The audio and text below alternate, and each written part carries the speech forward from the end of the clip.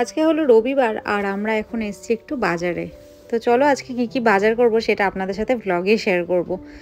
তো এই প্রথমে হচ্ছে একটা ফুলকপি নিলাম। জাপানে এখন ফুলকপির প্রচুর দাম, মানে একটা ফুলকপি প্রায় 5 থেকে 600 ইয়েনে বিক্রি হচ্ছে, বাট আজকে দেখলাম অনেকটাই সস্তা, 322 ইয়েন মতো নিল।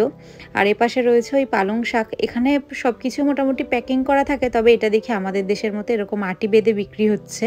তো এটাও অনেক রিজনেবল ছিল, 135 ইয়েন করে।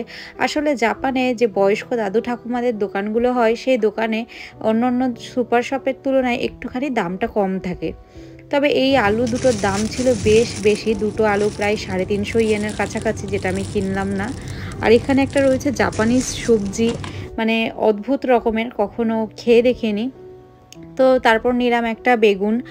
আর এপাশে রয়েছে ভীষণ বড় বড় সাইজের কুমড়ো, এক একটা প্রায় 500 ইয়েন করে দাম, অর্থাৎ ভারতীয় টাকায় প্রায় 260-70 টাকা মতো হবে। তো আপনারা অনেকেই আমার বাজার করা ব্লগগুলো পছন্দ করেন এবং বলেন যে কেন দিচ্ছি না, এই জন্য আজকে ভাবলাম আপনাদের সাথে একটু শেয়ার করি এখানকার বাজার টাজার দাম ইত্যাদি। তো এপাশে রয়েছে চেরি টমেটো। আর হচ্ছে এখন চেরি টমেটো বলুন বা নর্মাল টমেটো খুবই বেশি দাম। আর এই কয়েকটা মটরশুঁটির দাম ছিল 214 ইয়েন। আসলে মটরশুঁটি এখানে খুব এক্সপেন্সিভ, এই জন্য সবাই আমরা ফ্রোজেনটা ইউজ করি, যেটা খোসা ছাড়ানো অবস্থায় হচ্ছে ফ্রোজেন বিক্রি হয়। এরপরে এসছি আরও একটা দোকানে। তো এখানে নিলাম একটা গ্রিন টি, যেটা আমার সারা সপ্তাহ জুড়ে লাগে। তারপরে নিলাম একটা বিস্কিটের প্যাকেট, মানে এটা হচ্ছে সারা সপ্তাহের বাজার বলতে পারেন, কারণ ডিউটির দিনে তো সেরকম আসতে পারি না, ছুটির দিনেই করতে হয়। আর এটা ছিল হচ্ছে গজা, আমাদের দেশের মতোই অনেকটা, তবে আলাদা, গুড়খাটি যেটাকে বলে। আর এপাশ নিলাম একটা আলু, যেটা অনেকটা সস্তা ছিল।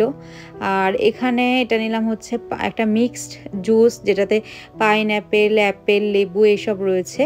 তো আর এখানে হচ্ছে ফিশ ফ্রাই বিক্রি হচ্ছে, পুরো ওপেন, মানে ফ্রাই না, ফ্রাই করতে হবে, কোটিং করা রয়েছে। এক একটা ছিল 43 ইয়েন করে, এত সস্তায় পাওয়া যায় না। তো পেয়েই ভাবলাম 3-4টে নিয়ে নিই।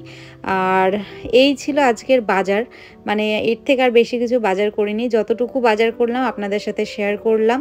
এটা আমি জানি না কি মাছ, মেবি জাপানিজ মাছ।